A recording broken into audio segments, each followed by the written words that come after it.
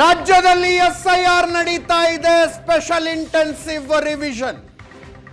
ಮತದಾರರ ಪಟ್ಟಿ ಪರಿಷ್ಕರಣೆಯ ಪ್ರಕ್ರಿಯೆ, ನಿಯಮಗಳನ್ನೆಲ್ಲ ಗಾಳಿಗೆ ತೂರಿ ಬಿಎಲ್ಒಗಳು ಮಸೀದಿಗಳಲ್ಲಿ, ಮದರಸಾಗಳಲ್ಲಿ, ಶಾದಿ ಮಹಲ್ಗಳಲ್ಲಿ, ದೇವಸ್ಥಾನದ ಆವರಣದಲ್ಲಿ, ಅಂಗಡಿಗಳ ಮುಂದೆ ಕೂತ್ಕೊಂಡು ಮಾಡ್ತಾ ಇದ್ದಾರೆ ಈ ಪ್ರಾಸೆಸ್ ಅನ್ನ. ನಿಯಮ ಸ್ಪಷ್ಟವಾಗಿ ಹೇಳುತ್ತೆ, ಮನೆ ಮನೆ ಭೇಟಿ ಅಂತ. ನಿನ್ನೆ 6 ಜಿಲ್ಲೆಗಳಿಂದ ಇಂಥ ಅಕ್ರಮದ ಮಾಹಿತಿಗಳು ಬಂದವು. ಇವತ್ತು ಕೂಡ ಮುಂದುವರಿತಾ ಇದೆ.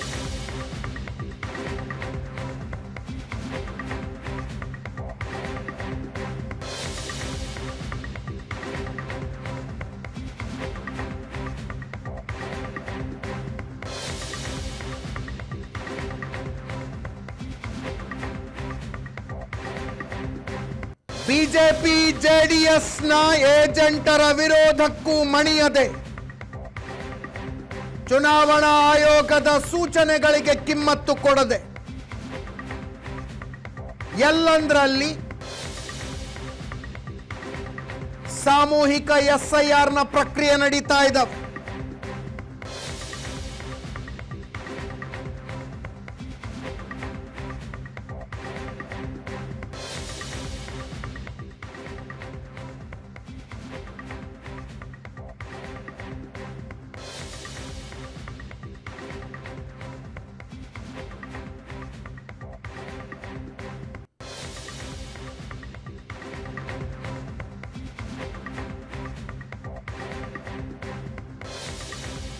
ವಿಳಾಸ ಪರಿಶೀಲನೆ ಮಾಡದೆ ಮತದಾರರಿಗೆ ಫಾರ್ಮ್ಗಳನ್ನು ಕೊಡ್ತಾ ಇದ್ದಾರೆ.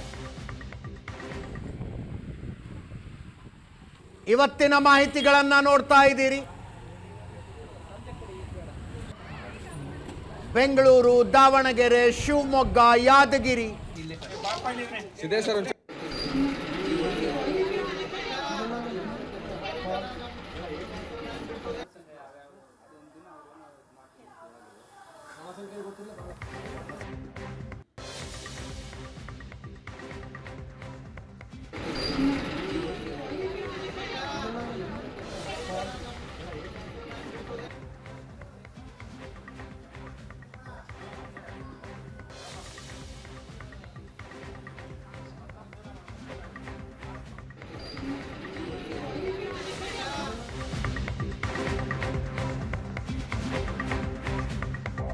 ಚುನಾವಣಾ ಆಯೋಗಕ್ಕೆ ಬಿಜೆಪಿ ಕಂಪ್ಲೇಂಟ್ ಮಾಡಿದೆ. ರಾಜ್ಯಾಧ್ಯಕ್ಷ ವಿಜಯೇಂದ್ರ ಅವರ ನೇತೃತ್ವದಲ್ಲಿ ರಾಜ್ಯ ಮುಖ್ಯ ಚುನಾವಣಾ ಆಯುಕ್ತರನ್ನ ಭೇಟಿಯಾಗಿ ದೂರು ಕೊಟ್ಟಿದ್ದಾರೆ. ವಿಜಯೇಂದ್ರರ ಜೊತೆಗೆ ಶಾಸಕರುಗಳಾದ ಸುರೇಶ್ ಕುಮಾರ್ ಮತ್ತು ಸಿ.ಕೆ. ರಾಮಮೂರ್ತಿ ಅವರಿದ್ದು.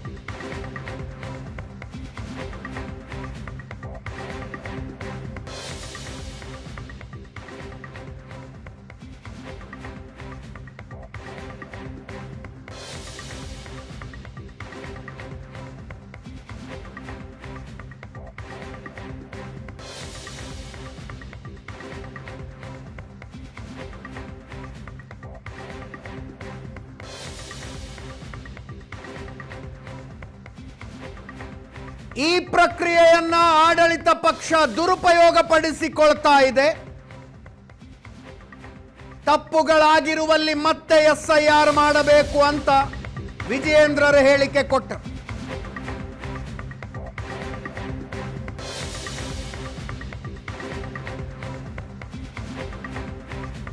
ಜಯನಗರ ಶಾಸಕ ಸಿ.ಕೆ. ರಾಮಮೂರ್ತಿ ಅವರು ಸಹ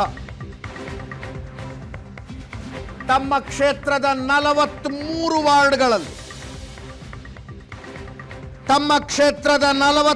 ವಾರ್ಡ್ಗಳಲ್ಲಿ ಎಸ್ಐಆರ್ ಸರಿಯಾಗಿ ಆಗ್ತಿಲ್ಲ ಅಂದಿದ್ದಾರೆ.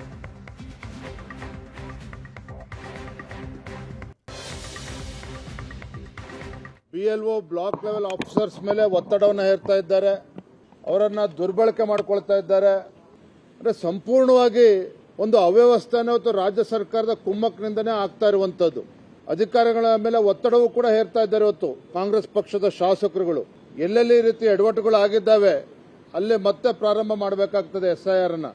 ಸೊ ಒಟ್ಟಾರೆಯಾಗಿ ಕೇವಲ ಬೆಂಗಳೂರು ಮಹಾನಗರದಲ್ಲಿ ಅಷ್ಟೇ ಅಲ್ಲ, ಕರ್ನಾಟಕ ರಾಜ್ಯದ ಬೇರೆ ಬೇರೆ ವಿಧಾನಸಭಾ ಕ್ಷೇತ್ರಗಳಲ್ಲೂ ಕೂಡ ಅಧಿಕಾರಿಗಳನ್ನ ದುರ್ಬಳಕೆ ಮಾಡಿಕೊಂಡು ಒತ್ತಡ ಹೇರಿ ಯಾವ ಉದ್ದೇಶದಿಂದ SIR ಆಗ್ತಾ ಇದೆ ಅದಕ್ಕೆ ಆಳುಗಿಡುವಂತ ಕೆಲಸ ಕಾಂಗ್ರೆಸ್ ಸರ್ಕಾರವೇ ಮಾಡಕ್ಕೆ ಹೊರಟಿದೆ.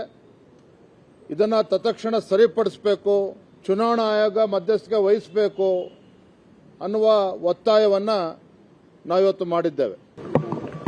ಇವತ್ತು ಜಯನಗರದಲ್ಲಿ ಸುಮಾರು ಒಂದು 45 ಬೂತ್ಗಳಲ್ಲಿ ಆತಂಕಕಾರಿಯಾದಂಥ ಒಂದು ಬೆಳವಣಿಗೆ ಆಗ್ತಾ ಇದೆ. ನಾವು ಇದುವರೆಗೆ ಇಲ್ಲಿಗೆ ನಿನ್ನೆ ಕೂಡ ಬಂದು ಒಂದು ಕಂಪ್ಲೇಂಟನ್ನು ಕೊಟ್ಟಿದ್ದೀವಿ.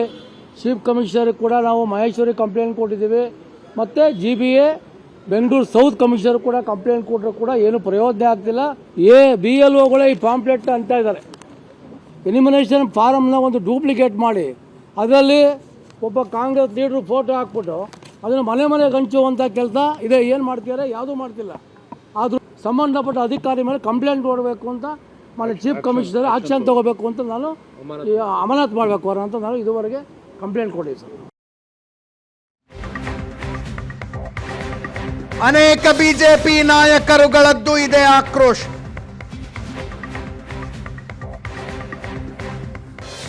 ಬಾಂಗ್ಲಾ ವಲಸಿಗರ ಮತಗಳನ್ನು ಉಳಿಸೋದಕ್ಕೆ ಈ ಅಕ್ರಮ ಅಂತ ವಿಪಕ್ಷ ನಾಯಕ R. ಅಶೋಕ್ ಅವರು ಹೇಳಿದ್ದಾರೆ.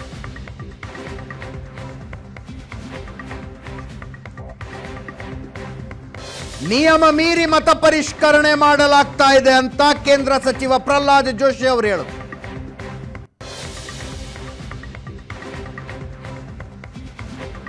ಅಕ್ರಮ ಬಾಂಗ್ಲಾ ವಲಸಿಗರನ್ನ ಮತದಾರರ ಪಟ್ಟಿಗೆ ಸೇರಿಸುವ ಹುನ್ನಾರ ಮೈಸೂರಿನ NR ಕ್ಷೇತ್ರದಲ್ಲೂ ನಡೀತಾ ಇದೆ ಅಂತ ಸಂಸದ ಯದುವೀರ್ ಒಡೆಯರ್ ಅವರು ಹೇಳಿದ್ದಾರೆ.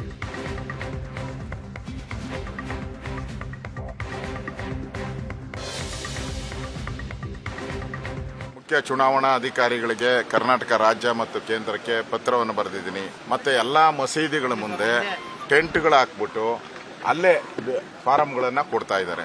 ರೂಲ್ಸ್ ಏನು ಹೇಳ್ತದೆ, ಎಲ್ಲರ ಮನೆಗೆ ಹೋಗಿ ಪರಿಶೀಲನೆ ಮಾಡಿ ಅವ್ರಿಗೆ ಅರ್ಜಿ ಕೊಡಬೇಕು. ಅದಾದ್ಮೇಲೆ ಅವರಿಂದ ಅರ್ಜಿಯನ್ನು ವಾಪಸ್ ಪಡೆದು ಅವರು ಒಂದೇ ಕಡೆ ವೋಟ್ ಇರಬೇಕು. ಆ ರೀತಿ ವ್ಯವಸ್ಥೆ ಮಾಡು ಅಂತ ಹೇಳಿದ್ರೆ ಇವರು ಮಸೀದಿಗಳ ಮುಂದೆ ಏನೋ ಶಾದಿ ಮಹಲ್ಗಳ ಮುಂದೆ ಎಲ್ಲ ಕ್ಯೂ ನಿಲ್ಸ್ಕೊಂಡು ಮಾಡ್ತಾ ಇದ್ದಾರೆ. ಅಂದ್ರೆ ಇದು ಅಕ್ರಮ ವಲಸಿಗರು ಯಾರಿದ್ದಾರೆ, ಬಾಂಗ್ಲಾದೇಶದವರು, ಪಾಕಿಸ್ತಾನದವರು, ಅವ್ರಿಗೆ ವೋಟ್ ಹಾಕ್ತಾರಲ್ಲ, ಅದಕ್ಕೋಸ್ಕರ ನೀವು ವೋಟ್ ಮಾಡ್ಕೊಳ್ಳಿ, ನೀವೆಲ್ಲ ಇಲ್ಲೇ ಇರಿ, ಬಾಂಗ್ಲಾದೇಶಕ್ಕೆ ವಾಪಸ್ ಹೋಗಬೇಡಿ ಅನ್ನೋ ಸಂದೇಶವನ್ನ ಕಾಂಗ್ರೆಸ್ ಸರ್ಕಾರ ಕೊಡ್ತಾ ಇದೆ. ಇದು ಹೇಳಿತನದ ಪರಮಾವಧಿ. ಸಾಮೂಹಿಕ ಯಾವ ಅರ್ಥ ನಾವು ಕೊಡ್ತಾರೆ, ಪ್ಯಾಂಪ್ಲೆಟ್ ಹಂಚ್ತಾರಲ್ಲ ಚುನಾವಣೆ ಮನೆಗೆ, ಅಲ್ಲಿ ಇಲ್ಲೇ ಇವರೇ ಕರೆದು ಹಂಚ್ತಾ ಇದ್ದಾರೆ.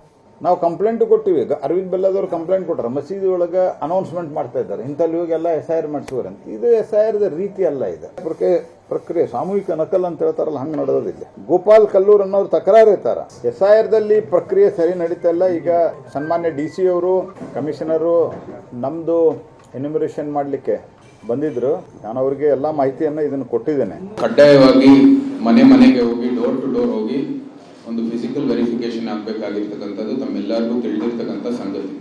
ಅದು ರಾಮನಗರದಲ್ಲಿ ಮತ್ತು ರಾಜ್ಯಾದ್ಯಂತ ನಡೀತಾ ಇಲ್ಲ ಅಂತ ಬಹಳ ಸ್ಪಷ್ಟವಾದಂತಹ ಆರೋಪ ಇದೆ. ಅದು ವಿಡಿಯೋ ಸಮೇತ, ಅಂದ್ರೆ ಎಲ್ಲ ನಾವು ದಾಖಲೆ ಸಮೇತ ಮತ್ತೆ ಅದು ಪ್ರೂಫ್ ಸಮೇತ ನಾವು ಕೊಟ್ಟಿದ್ದೀವಿ. ಅದೇ ಅಂತ ಇವಾಗ ಮೈಸೂರಲ್ಲೂ ಕೂಡ ಕೆಲವು ಗಂಭೀರವಾದಂತಹ ಆರೋಪಗಳು ಬರ್ತಾ ಇದೆ. ವಿಡಿಯೋನು ಕೂಡ ಇವತ್ತು ಸೋಷಿಯಲ್ ಮೀಡಿಯಾದಲ್ಲಿ ಹರಡ್ತಾ ಇದೆ. ನರಸಿಂಹರಾಜ ಕ್ಷೇತ್ರದಲ್ಲಿ ವಿಶೇಷವಾಗಿ ಇದು ಬಹಳ ಒಂದು ವ್ಯವಸ್ಥಿತ ರೀತಿಯಲ್ಲಿ ನಡೀತಾ ಇರುವಂತದ್ದು ನಾವೆಲ್ಲರೂ ಗಮನಿಸಿದ್ವಿ. ಯಾರು ಅಕ್ರಮವಾಗಿ ಇಲ್ಲಿ ಭಾರತದ ಒಳಗಡೆ ಬಂದಿದ್ದಾರೆ ಅಕ್ರಮ ವಲಸಿಗರು, ಅವರಿಗೆ ಯಾವುದೇ ರೀತಿಯ ಅವಕಾಶ ಇಲ್ಲ. ಇವತ್ತು ರಾಜ್ಯದಲ್ಲಿ ಈ ಕಾಂಗ್ರೆಸ್ ಸರ್ಕಾರ ಇವ್ರಿಗೆ ಎಲ್ಲ ರೀತಿಯ ಒಂದು ವ್ಯವಸ್ಥೆಯನ್ನು ಮಾಡಿಕೊಡ್ತಾ ಇದ್ದಾರೆ. ಏನು ಆಫೀಸರ್ಗಳು ಡೋರ್ ಟು ಡೋರ್ ಹೋಗಿ ಒಂದು ಪರಿಶೀಲನೆ ಮಾಡಬೇಕಾಗಿದೆ, door to door physical verification ಮಾಡಬೇಕಾಗಿದೆ, ಅದರಲ್ಲಿ ಸಂಪೂರ್ಣವಾಗಿ ವಿಫಲ ಆಗ್ತಾ ಇದೆ. ಹೌಸಿಂಗ್ ಯೋಜನೆ ಇಲ್ಲದೇನೆ, ಯಾವುದೇ ಒಂದು ಆಶ್ರಯ ಯೋಜನೆ ಇಲ್ಲದೇನೆ ಸುಮಾರು 1 ಲಕ್ಷಕ್ಕಿಂತ ಹೆಚ್ಚು ಮತದಾರರು ಆ ಒಂದು ಕ್ಷೇತ್ರಕ್ಕೆ ಹೆಚ್ಚಾಗಿದ್ದಾರೆ. ಬೇರೆ ಕ್ಷೇತ್ರಗಳಿಗೆ ನಾವು ಹೋಲಿಕೆ ಮಾಡಿದ್ರೆ ಯಾವುದೇ ರೀತಿ ಇದು ಇಷ್ಟು ದೊಡ್ಡ ಪ್ರಮಾಣದಲ್ಲಿ ಮತದಾರರು ಸೇರಿಸುವಂಥದ್ದು ಎಲ್ಲೂ ನಾವು ಕಾಣಿಲ್ಲ. ಅದು ಹೇಗಾಗಿದೆ ಅಂತ ನಾವು ಬಹಳ ಗಂಭೀರವಾಗಿ ಅದನ್ನ ವಿಶ್ಲೇಷಣೆ ಮಾಡಬೇಕಾಗಿದೆ, ಗಂಭೀರವಾಗಿ ಇದನ್ನ ತನಿಖೆಯನ್ನು ಮಾಡಬೇಕಾಗಿದೆ. ಈ ವಿಷಯದ ಬಗ್ಗೆ ಮೊಟ್ಟ ಮೊದಲು ಜನರ ಗಮನವನ್ನ ವಿಡಿಯೋ ಸಮೇತ ಸೆಳೆದವರು ಕೇಂದ್ರ ಸಚಿವ ಎಚ್.ಡಿ. ಕುಮಾರಸ್ವಾಮಿ.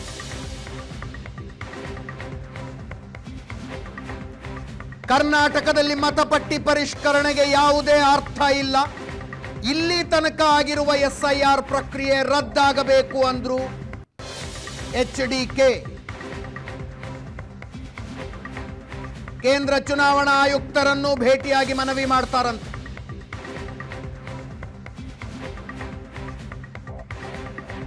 ಮಾಜಿ ಸಚಿವ ಸಾರಾ ಮಹೇಶ್ ಅವರದ್ದು ಇದೇ ಆಕ್ರೋಶ.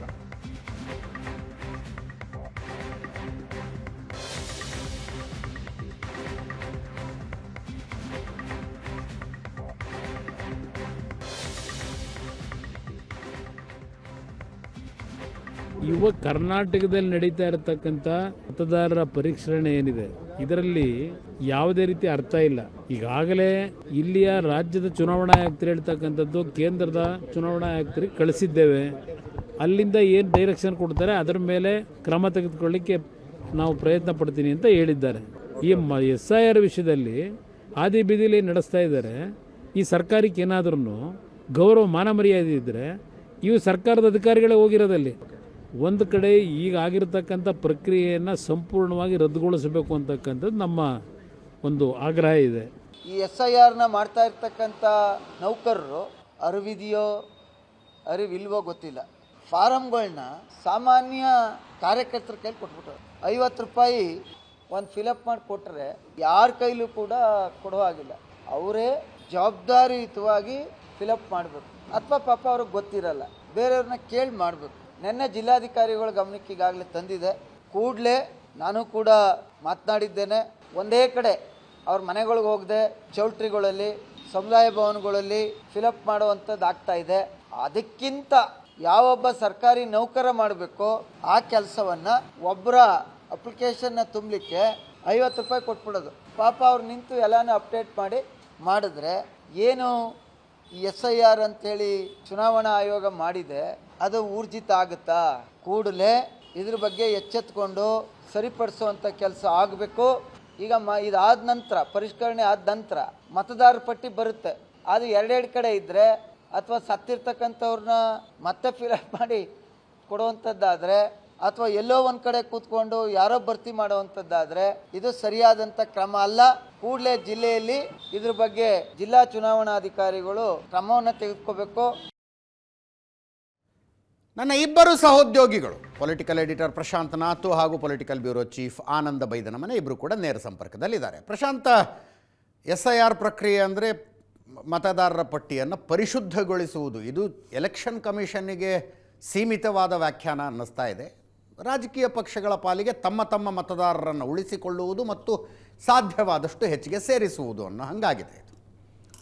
ಸೊ ತಮ್ಮ ಮತದಾರರು ಅನ್ನೋದನ್ನು ಇವತ್ತಿನ ಕಾಲದಲ್ಲಿ ಹೆಂಗೆ ಗೊತ್ತು ಮಾಡೋದು? ಮೇಲ್ನೋಟಕ್ಕೆ ಧರ್ಮ, ಜಾತಿಗಳ ಆಧಾರದ ಮೇಲೆ.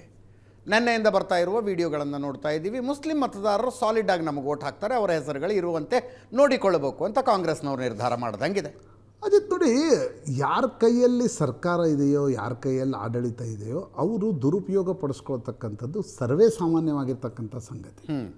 ಬಹುತೇಕ ಈಗ ಪಶ್ಚಿಮ ಬಂಗಾಳದಲ್ಲೂ ಕೂಡ ಮಮತಾ ಬ್ಯಾನರ್ಜಿ SIRನ ನರೇಟಿವನ್ನು ಸೋಲಿಗೆ ಒಂದು ಕಾರಣವಾಗಿ ಕಟ್ಟಿದರೆ ಹೊರತು, ಹೌದು, ಬರೀ SIRದಿಂದಲೇ ಅವ್ರು ಸೋತಿಲ್ಲ ಅನ್ನೋದು ಈ ನಡೀತಾ ಇರ್ತಕ್ಕಂಥ ಪರಿಷ್ಕರಣಾ ಪಟ್ಟಿಯ ಒಟ್ಟಾರೆ ಎಕ್ಸಸೈಸ್ನಲ್ಲೂ ಕೂಡ ಸ್ಪಷ್ಟವಾಗ್ತದೆ.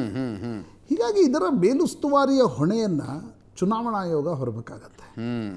ನ್ಯಾಚುರಲಿ ಇದೇ ರೀತಿ ಮುಂದುವರೆದ್ರೆ ನಾಳೆ ಕೇಂದ್ರ ಚುನಾವಣಾ ಆಯೋಗದಿಂದ ಇದನ್ನು ನಡೆಸಲಿಕ್ಕೆ ರಾಜ್ಯ ಸರ್ಕಾರಕ್ಕೆ ಸಂಬಂಧಪಡದ ಅಧಿಕಾರಿಗಳು ಬಂದು ಕೂತ್ಕೊಳ್ತಕ್ಕಂಥ ಅನಿವಾರ್ಯತೆ ಮತ್ತು ಅವಶ್ಯಕತೆ ಎರಡೂ ಶುರು ಆಗುತ್ತೆ. ಇದು ಇಡೀ ಎಕ್ಸಸೈಸ್ ಬೇರೆ ಬೇರೆ ಭಾಗಗಳಲ್ಲಿ ನಡೀತಾ ಇರತಕ್ಕಂಥ ರೀತಿಯನ್ನು ಗಮನಿಸಿದಾಗ SIR ಪ್ರಕ್ರಿಯೆಯನ್ನು ಇನ್ನೊಂದಿಷ್ಟು ಅಕ್ರಮವಾಗಿ ತಮ್ಮ ಮತದಾರರ ಪಟ್ಟಿಯನ್ನು ತಯಾರಿಸಲಿಕ್ಕೆ ಮಾಡ್ತಿರುವಂತೆ ಕಾಣ್ತಿದೆ. ಹೌದು, ಅಂದರೆ ಯಾರ್ದು ಡಿಲೀಟ್ ಆಗುತ್ತೋ ಬಿಡುತ್ತೋ, ತಮ್ಮ ಒಂದು ಏನು ಸಾಲಿಡ್ ವೋಟ್ ಬ್ಯಾಂಕ್ ಇದೆ, ಡಿಪಾಸಿಟ್ ವೋಟ್ ಬ್ಯಾಂಕ್ ಇದೆ, ಅದನ್ನು ನಾವು ಉಳಿಸ್ಕೊಳ್ಬೇಕು ಅನ್ನುವ ಒಂದು ರೀತಿಯ ತರಾತುರಿಯಲ್ಲಿ ಆಡಳಿತ ಪಕ್ಷವು ಇರೋದು ಸ್ಪಷ್ಟವಾಗಿ ಕಾಣ್ತಾ ಇದೆ. ಇಲ್ಲಿ ಆಡಳಿತ ಪಕ್ಷವನ್ನು ದೂರೋದು, ವಿಪಕ್ಷಗಳನ್ನು ದೂರೋದು, ಆಡಳಿತ ಪಕ್ಷ ನಡೆಸಬೇಕು ಅಂತ ಹೇಳೋದು ಒಂದು ಭಾಗ. ಇನ್ನೊಂದು ಪ್ರಮುಖವಾಗಿರ್ತಕ್ಕಂಥ ಭಾಗ, ಇದನ್ನು ನಡೆಸ್ತಾ ಇರ್ತಕ್ಕಂಥ ಸ್ಟ್ಯಾಚ್ಯುಟರಿ ಏಜೆನ್ಸಿ ಏನಿದೆ, ಅವರು ಇದನ್ನು ಹೇಗೆ ನಡೆಸ್ತಾ ಇದ್ದಾರೆ ಅನ್ನೋದು ಬಹಳ ಮುಖ್ಯ. ಹೌದು. ಅಂದರೆ ನಾನು ನಿನ್ನೆ ಕೂಡ ಇದರ ಬಗ್ಗೆ ಭಾಳ ಸವಿಸ್ತಾರವಾಗಿ ಮಾತಾಡಿದ್ವಿ. ಚುನಾವಣಾ ಆಯೋಗವನ್ನು ಕೇವಲ ಕೇಂದ್ರ ಸರ್ಕಾರ ದುರುಪಯೋಗ ಪಡಿಸ್ಕೊಳ್ತಾ ಇದೆ ಅಂತಕ್ಕಂಥ ನರೇಟಿವ್ ಏನಿತ್ತು, ಅದು ನಿನ್ನೆ 2-3 ದಿನದಲ್ಲೇ ಬಿದ್ದೋಯ್ತು. ಹೌದು. ರಾಜ್ಯ ಸರ್ಕಾರವೂ ಕೂಡ ಚುನಾವಣಾ ಆಯೋಗದ ಅಧಿಕಾರಿಗಳನ್ನು, ಯಾಕಂದರೆ ಚುನಾವಣಾ ಆಯೋಗದ ಅಧಿಕಾರಿಗಳೇನು ಬೇರೆ, ಈಗ IRS ಅಧಿಕಾರಿಗಳಿದ್ದಾರೆ, ಇಂಡಿಯನ್ ಇನ್ಫಾರ್ಮೇಷನ್ ಸರ್ವಿಸ್ ಅಧಿಕಾರಿ ಇದ್ದಾರೆ, ಹಾಗೆ ಇಂಡಿಯನ್ ಇಲೆಕ್ಷನ್ ಸರ್ವಿಸ್ ಏನಿಲ್ಲ. ಕರೆಕ್ಟ್. ಹೌದು. ಇಲ್ಲಿರ್ತಕ್ಕಂಥ ಅಧಿಕಾರಿಗಳನ್ನೇ ಅಲ್ಲಿ ಡೆಪ್ಯೂಟ್ ಮಾಡಿ ಈ ಒಂದು ಕೆಲಸವನ್ನು ಮಾಡಬೇಕಾಗತ್ತೆ, ಹೆಚ್ಚುವರಿ ಕೆಲಸಗಳನ್ನು ಹಚ್ಚಲಾಗತ್ತೆ. ಹೀಗಿರುವಾಗ ನನಗನ್ಸುತ್ತೆ ಯಾವುದೇ ರಾಜಕೀಯ ಪಕ್ಷ ಅಧಿಕಾರದಲ್ಲಿರಲಿ, ಅವರು ತಮಗೆ ಬೇಕಾದ ಹಾಗೆ ಈ ಸ್ಟ್ಯಾಚ್ಯುಟರಿ ಏಜೆನ್ಸಿಗಳನ್ನು ದುರುಪಯೋಗ ಪಡಿಸ್ಕೊಳ್ತಾರೆ. ಇದರಲ್ಲಿ ಪಕ್ಷ ಭೇದ ಇಲ್ಲ. ಹೌದು. ರಾಹುಲ್ ಗಾಂಧಿ ಏನು ಹೇಳ್ತಾ ಇದ್ರು, ಇಲ್ಲ ವೋಟ್ ಚೋರಿ BJP ಮಾಡುತ್ತೆ. ಕರ್ನಾಟಕದ ಪ್ರಕ್ರಿಯೆಗಳು ಹೇಳ್ತಾ ಇವೆ, ಯಾವುದೇ ಪಕ್ಷ ಅಧಿಕಾರದಲ್ಲಿದ್ದರೂ ಕೂಡ ಅವರು ಇದರ ದುರುಪಯೋಗವನ್ನು ಮಾಡ್ತಾರೆ. ಹಾಗಿರುವಾಗ ಇದಕ್ಕೆ ವೇ ಔಟ್ ಏನು?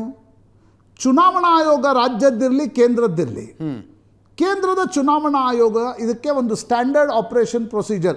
ಈಗ BLO ಮಾಡ್ತಾರಲ್ವಾ, ಹೌದು, BLOಗಳ ಮೇಲೆ ಅಧಿಕಾರಿಗಳನ್ನು ಕೇಂದ್ರ ಚುನಾವಣಾ ಆಯೋಗ ಡೆಪ್ಯೂಟ್ ಮಾಡ್ತಕ್ಕಂಥ ಅನಿವಾರ್ಯತೆ ಸೃಷ್ಟಿಯಾಗತ್ತಿಲ್ಲಿ. ಕರೆಕ್ಟ್. ಹೌದು. ಹಂಗೆ ಮಾಡದ ಹೊರತು ಅಂದರೆ ಬರೋದಿಲ್ಲ. ಇಲ್ಲ, ನಾವು ಚುನಾವಣೆ ಸಂದರ್ಭದಲ್ಲಿ ಮಾತ್ರ ಬೇರೆ ರಾಜ್ಯದಿಂದ ಅಧಿಕಾರಿಗಳನ್ನು ತರ್ತೀವಿ, ಈಗ BLOಗಳು ಏನು ಮಾಡ್ತಾರೆ ಅದೇ ಫೈನಲ್ ಅಂತಕ್ಕಂಥದ್ದನ್ನು ಮಾಡಲಿಕ್ಕಾಗಲ್ಲ. ಅಥವಾ ಇದೇ ರಾಜ್ಯದ ಉಳಿದ ಅಧಿಕಾರಿಗಳು ಅವ್ರ ಮೇಲೆ ಬಂದು ಕೂತಾಗ IAS ಅಧಿಕಾರಿಗಳು, ಅವ್ರ ಮೇಲೂ ರಾಜ್ಯ ಸರ್ಕಾರದ ಪ್ರೆಷರ್ ಇರುತ್ತೆ. ಹೌದು.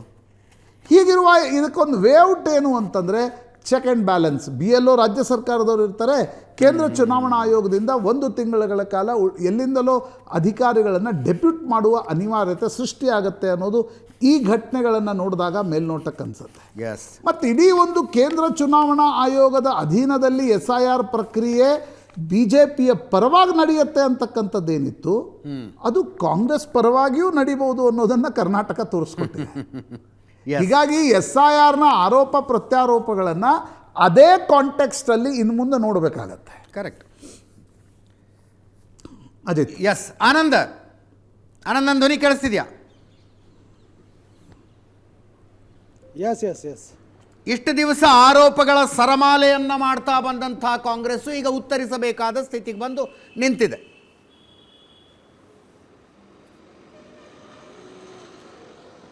ಎಸ್, ಈ SIR ಸಂಬಂಧಪಟ್ಟ ಹಾಗೆ ಕಾಂಗ್ರೆಸ್ಸು ಸಹಜವಾಗಿ BLOಗಳ ಮೇಲೆ ತಂದೆ ಆಗಿರ್ತಕ್ಕಂಥ ರೀತಿಯಲ್ಲಿ ಪ್ರಭಾವವನ್ನು ಬೀರಿದೆ ಅನ್ನೋದು ಭಾಳ ಸ್ಪಷ್ಟ ಆಗುತ್ತೆ. ಜೊತೆಗೆ ಇಲ್ಲಿರ್ತಕ್ಕಂಥ ಅಧಿಕಾರಿಗಳು ಕೂಡ ಯಾರು ಸರ್ಕಾರ ಇರುತ್ತೋ ಅವರ ಪರವಾಗಿ ಅಥವಾ ಅವರ ಮಾತನ್ನು ಕೇಳ್ತಕ್ಕಂಥ ಒಂದು ವಾತಾವರಣ ಸೃಷ್ಟಿಯಾಗಿದೆ ಅಂತಕ್ಕಂಥದ್ದು ಈಗ ಸಾಬೀತಾಗಿದೆ. ಇಲ್ಲಿರುವಂಥ ಬಹಳ ಪ್ರಮುಖವಾಗಿರ್ತಕ್ಕಂಥ ಪ್ರಶ್ನೆ ಅಂತಂದರೆ, ಚುನಾವಣಾ ಆಯೋಗ ಕೊಟ್ಟಿರ್ತಕ್ಕಂಥ ನಿರ್ದೇಶನಗಳನ್ನು, ಮಾರ್ಗಸೂಚಿಗಳನ್ನು ಕಡ್ಡಾಯವಾಗಿ ಸಿಬ್ಬಂದಿಗಳು ಫಾಲೋ ಮಾಡಬೇಕು. ಆದರೆ ಅವರು ಫಾಲೋ ಮಾಡ್ತಿಲ್ಲ. ಯಾಕೆಂತಂದರೆ ಅವರು ನಿರ್ದಿಷ್ಟವಾಗಿರ್ತಕ್ಕಂಥ ಪರೋಕ್ಷವಾದ ಒತ್ತಡಕ್ಕೆ ಒಳಗಾಗಿರ್ತಕ್ಕಂಥದ್ದು ಕಂಡು ಬರ್ತಾ ಇದೆ. ಸೊ ಅದನ್ನು ತಡಿಬೇಕಾಗಿರ್ತಕ್ಕಂಥ ಪ್ರಯತ್ನ ಕೂಡ ಆಗಬೇಕಾಗಿತ್ತು, ತಡೆಯೋ ಪ್ರಯತ್ನ ಕೂಡ ಆಗ್ತಾ ಇಲ್ಲ. ನಿರ್ದಿಷ್ಟವಾದ ಕಾರ್ಯಸೂಚಿಯನ್ನು ಇಟ್ಟುಕೊಂಡು ಯಾವ ಉದ್ದೇಶವನ್ನು ಈಡೇರಿಸಬೇಕಾಗಿತ್ತೋ ಆ ಈಡೇರಿಸ್ಕೊಳ್ತಕ್ಕ ಪ್ರಯತ್ನವನ್ನು ಅಡೆತಡೆವಾಗಿರ್ತಕ್ಕಂಥ ಕಾಂಗ್ರೆಸ್ ಮಾಡುವಲ್ಲಿ ಯಶಸ್ವಿ ಆಗಿದೆ ಅಂತಕ್ಕಂಥದ್ದು ಭಾಳ ಸ್ಪಷ್ಟ. ಇಲ್ಲಿ ಸಹಜವಾಗಿ ಕಳೆದ 5 ದಿನಗಳಿಂದ SIR ನಡೀತಾ ಇದೆ. SIR ಕೆಲವು ಸೂಕ್ಷ್ಮ ಪ್ರದೇಶಗಳಲ್ಲಿ ನಡೀತಾ ಇರತಕ್ಕಂಥ ರೀತಿಯನ್ನು ಗಮನಿಸ್ತಾ ಇದ್ರೆ, ನೇರವಾಗಿ ಅಲ್ಲದೆ ಇದ್ರೂ ಕೂಡ ಪರೋಕ್ಷವಾಗಿ ಒತ್ತಡ ಹಾಕಿರ್ತಕ್ಕಂಥದ್ದು. ಸೂಕ್ಷ್ಮ ಪ್ರದೇಶ ಅಂದರೆ ಆನಂದ್? ಸಜಿತ್, ಯಾಸ್, ನಾವು ರಾಜಕಾರಣದ ಭಾಷೆಯಲ್ಲಿ ಹೇಳೋದಾದರೆ ಕೆಲವೊಂದಷ್ಟು ಪ್ರದೇಶಗಳು ಕೆಲವರಿಗೆ ಸೀಮಿತವಾಗಿರ್ತಕ್ಕಂಥ ಮತ ಬ್ಯಾಂಕ್ ಆಗಿರುತ್ತೆ. ಅಲ್ಲಿ SIR ಮಾಡುವ ಸಂದರ್ಭದಲ್ಲಿ ಅದನ್ನು ಕಂಟ್ರೋಲ್ ಮಾಡಬೇಕಾಗಿರ್ತಕ್ಕಂಥ ಅವಕಾಶ ಹೊಂದಿರತಕ್ಕಂಥ ಈ ಏಜೆಂಟ್ಗಳು ಕೂಡ ಅಲ್ಲಿ ಹೋಗದೇ ಇರತಕ್ಕಂಥ ವಾತಾವರಣ ನಿರ್ಮಾಣ ಆಗಿದೆ. ನಾವು ಬೆಂಗಳೂರಿನಲ್ಲಿರ್ತಕ್ಕಂಥ ಚಾಮರಾಜಪೇಟೆ ವಿಧಾನಸಭಾ ಕ್ಷೇತ್ರದ ವ್ಯಾಪ್ತಿಯಲ್ಲಿ ಗಮನಿಸೋದಾದರೆ ನಿನ್ನೆಯಿಂದಲೂ ಕೂಡ ಗೊಂದಲ ಆಗಿತ್ತು, ಇವತ್ತು ಕೂಡ ಬೆಳಗ್ಗೆ ಆಗಿದೆ. ಅಲ್ಲಿ ಇತರ ಪಕ್ಷಗಳ ರಾಜಕೀಯ ಪಕ್ಷಗಳು ಅಂದರೆ BJP ಇರ್ಬೋದು, JDSನ BLAಗಳು ಯಾರೂ ಕೂಡ ಅಲ್ಲಿಗೆ ಹೋಗ್ತಾ ಇಲ್ಲ. ಆದರೆ ವಿಡಿಯೋಗಳು ಬರ್ತಾ ಇದ್ದಾವೆ. ಅದರ ಹೋಗಿ ತಡಿತಕ್ಕಂಥ ಪ್ರಯತ್ನವೂ ಕೂಡ ಮಾಡಬೇಕಾಗಿತ್ತು. ಈಗಾಗಲೇ ಅದು ಕಂಪ್ಲೇಂಟ್ ಕೂಡ ಆಗಿದೆ. ಚುನಾವಣಾ ಆಯೋಗಕ್ಕೆ ಅಧಿಕೃತವಾಗಿ BJPಯವರು ದೂರನ್ನು ಕೂಡ ಕೊಟ್ಟಿದ್ದಾರೆ. ಸಾಕ್ಷಿ ಸಮೇತ ಅದಕ್ಕೆ ಬೇಕಾಗಿರ್ತಕ್ಕಂಥ ರೀತಿಯಲ್ಲಿ ಆಯೋಗಕ್ಕೆ ವಿವರಣೆ ಕೊಡುವಂಥ ಪ್ರಯತ್ನವನ್ನು ಕೂಡ BJP ನಾಯಕರು ಮಾಡಿದ್ದಾರೆ. ಇಂಥ ಕೆಲವೊಂದಷ್ಟು ಸೂಕ್ಷ್ಮ ಪ್ರದೇಶಗಳಲ್ಲಿ ನಡೀತಾ ಇರತಕ್ಕಂಥ ಏನು ಈ SIR ಏನಿದೆ ಈ ಪ್ರಕ್ರಿಯೆಯನ್ನು ತಡಿತಕ್ಕಂಥ ಒಂದು ಪ್ರಯತ್ನ ಆಗಬೇಕಾಗಿದೆ. ಇಲ್ಲದೇ ಇದ್ದರೆ ಕೇಂದ್ರ ಚುನಾವಣಾ ಆಯೋಗ ಮಧ್ಯಪ್ರವೇಶ ಮಾಡಬೇಕಾಗಿರ್ತಕ್ಕಂಥ ಅನಿವಾರ್ಯತೆ ಸೃಷ್ಟಿ ಆಗ್ತಾ ಇದೆ. ಆ ನಿಟ್ಟಿನ ಒಂದು ಪ್ರಯತ್ನವು ಕೂಡ ಮುಂದುವರೆದಿದೆ. ಈಗಿರ್ತಕ್ಕಂಥ ಅವಕಾಶ ಅಂತಂದರೆ ರಾಜ್ಯ ಸರ್ಕಾರ ಕಳೆದ 5 ದಿನಗಳ ಅವಧಿಯಲ್ಲಿ ಅಂಥ ಕೆಲವು ಸ್ಥಳಗಳಲ್ಲಿ ಈಗಾಗಲೇ SIR ಪ್ರಕ್ರಿಯೆಯನ್ನು ಬಹುತೇಕ ಪೂರ್ಣಗೊಳಿಸ್ತಕ್ಕಂಥ ಪ್ರಯತ್ನವನ್ನು ಮಾಡಿದೆ ಮತ್ತು ಮಾಡ್ತಾ ಇದೆ ಅಂತಕ್ಕಂಥ ಮಾಹಿತಿ ಇರುವಂಥದ್ದು. ಇನ್ನುಳಿದಿರ್ತಕ್ಕಂಥ ಪ್ರದೇಶಗಳಲ್ಲೇ ಸರಾಗವಾಗಿ ಅದು ಹೇಗೆ ನಡೀಬೇಕೋ ಹಾಗೆ ನಡೀತದೆ. ಯಾಕೆಂದರೆ ಮಲ್ಲೇಶ್ವರದ ಅಂತಕ್ಕಂಥ ವಿಧಾನಸಭಾ ಕ್ಷೇತ್ರದಲ್ಲಿ ಈ ರೀತಿಯಾಗಿರುವಂಥ ಯಾವುದೇ ಗಂಭೀರವಾದ ಆರೋಪಗಳು ಕೇಳಿಬಂದಿಲ್ಲ. ಅಥವಾ ಜಯನಗರದಲ್ಲಿ ಕೇಳಿಬಂದಿರತಕ್ಕಂಥ ಆರೋಪಗಳು ಭಿನ್ನವಾಗಿದೆ, ಚಾಮರಾಜಪೇಟೆಯಲ್ಲಿ ಕೇಳಿಬಂದಿರತಕ್ಕಂಥ ಆರೋಪ ಭಿನ್ನವಾಗಿದೆ ಮತ್ತು ಬ್ಯಾಟರಾಯನಪುರದಲ್ಲಿ ಕೇಳಿಬಂದಿರತಕ್ಕಂಥ ಆರೋಪಗಳು ಭಿನ್ನವಾಗಿದ್ದಾವೆ. ಬೆಂಗಳೂರು ದಕ್ಷಿಣ ವಿಧಾನಸಭಾ ಕ್ಷೇತ್ರಗಳಲ್ಲಿ ಕೇಳಿಬಂದಿರತಕ್ಕಂಥ ಆರೋಪಗಳು ಕೂಡ ಬೇರೆ ಬೇರೆ ಆಗಿದೆ. ಬೇರೆ ಬೇರೆ ರೀತಿಯಲ್ಲಿ ಅಂದರೆ ಕೆಲವೊಂದು ರಸ್ತೆ ಕಡೆ ಅಥವಾ ಶಾಸಕರ ಕಚೇರಿ ಇರುತ್ತೆ, ಕಚೇರಿಯ ಪಕ್ಕದಲ್ಲೋ ಅಥವಾ ನಿರ್ದಿಷ್ಟವಾಗಿರ್ತಕ್ಕಂಥ ಪ್ರದೇಶದಲ್ಲಿ SIR ಪ್ರಕ್ರಿಯೆಗಳು ನಡೆದಿದೆ ಅಂತಕ್ಕಂಥ ವಿಜುವಲ್ಗಳು ಕೂಡ ಬಂದಿದೆ. ಈ ಸಂಬಂಧಪಟ್ಟ ಆಯೋಗಕ್ಕೆ ದೂರು ಕೂಡ ಸಲ್ಲಿಕೆ ಆಗಿದೆ. ಒಂದಂತೂ ಸ್ಪಷ್ಟ ಆಗ್ತದೆ, ಈಗ ನಡೀತಿರ್ತಕ್ಕಂಥ ಪ್ರಕ್ರಿಯೆ ನ್ಯಾಯಸಮ್ಮತ ಆಗಿಲ್ಲ ಅಂತಕ್ಕಂಥದ್ದು ಸಾಬೀತಾಗಿದೆ. ಹಾಗಾದ್ರೆ ಕೇಂದ್ರ ಚುನಾವಣಾ ಆಯೋಗ ಈ ವಿಚಾರದಲ್ಲಿ ಮಧ್ಯಪ್ರವೇಶ ಪ್ಯೂರ್ ಪಾಲಿಟಿಕ್ಸ್ ಮಾತಾಡೋದಾದ್ರೆ ಆನಂದ್, ಇಷ್ಟು ವರ್ಷಗಳ ಕಾಲ ವೋಟ್ ಚೋರಿ, ಚುನಾವಣಾ ಆಯೋಗ ಮೋದಿ ಅಮಿತ್ ಶಾ ಹೇಳ್ದಂಗೆ ಕುಣಿತಾ ಇದೆ, ಎಲ್ಲ ಆರೋಪಗಳನ್ನು ಮಾಡಿಕೊಂಡು ಬಂದು ಈಗ SIR ಪ್ರಕ್ರಿಯೆಯಲ್ಲಿ ಇಷ್ಟೆಲ್ಲ ಇರ್ರೆಗ್ಯುಲಾರಿಟೀಸ್ ಆಗ್ತಿರುವಾಗ ನಮಗೂ ಇದಕ್ಕೂ ಸಂಬಂಧನೇ ಇಲ್ಲ ಅಂದ್ಬಿಟ್ರೆ ಹೆಂಗೆ ಇವರು?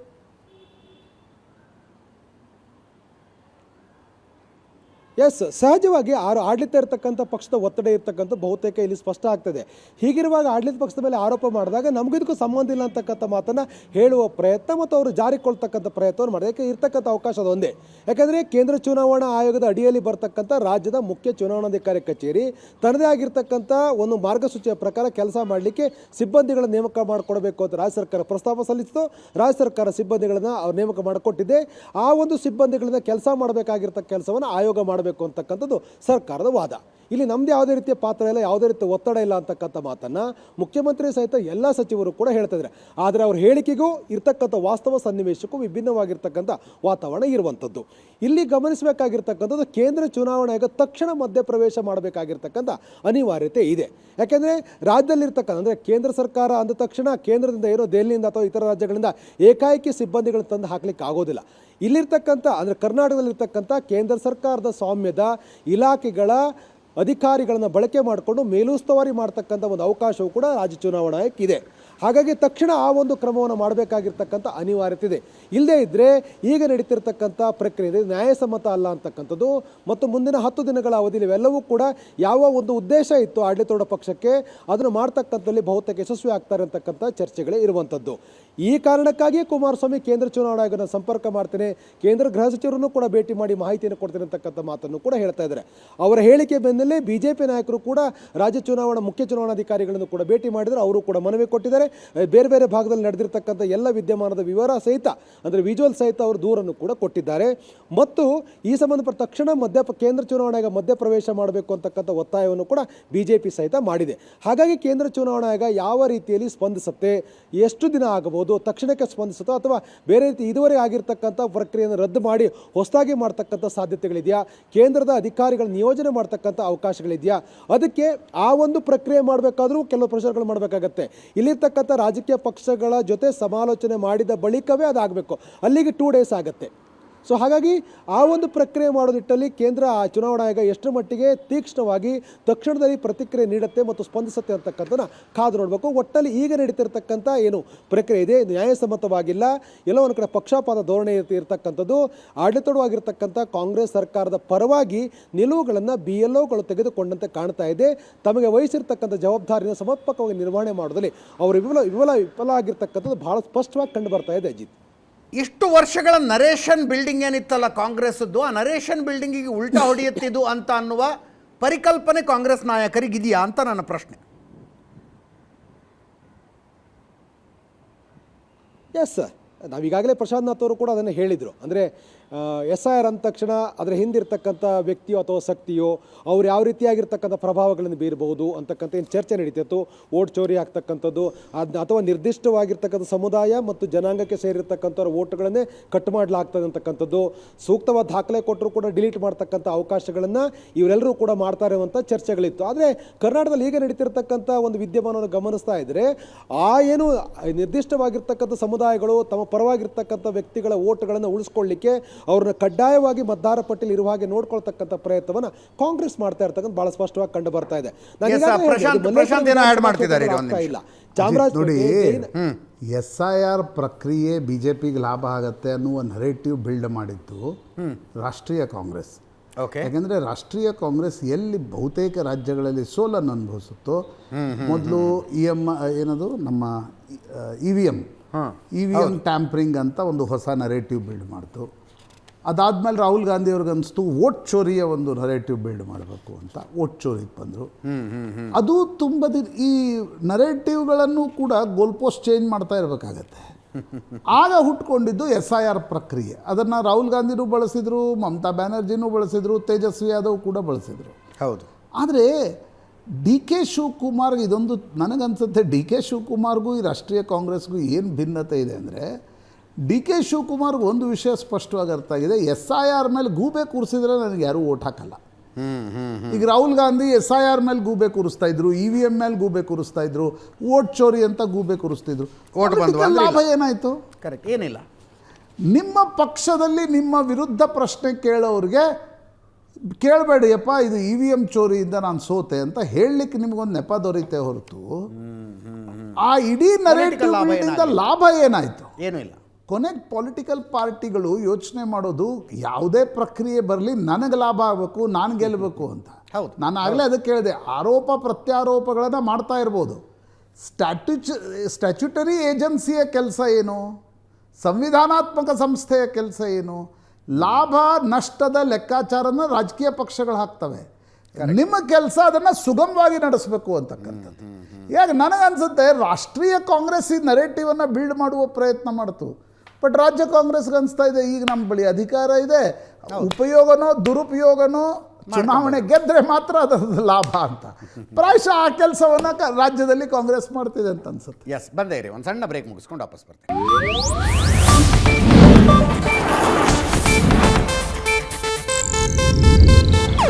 ಇದು ಏಷ್ಯಾನೆಟ್ ನ್ಯೂಸ್ ನೆಟ್ವರ್ಕ್ ಪ್ರಸ್ತುತಿ.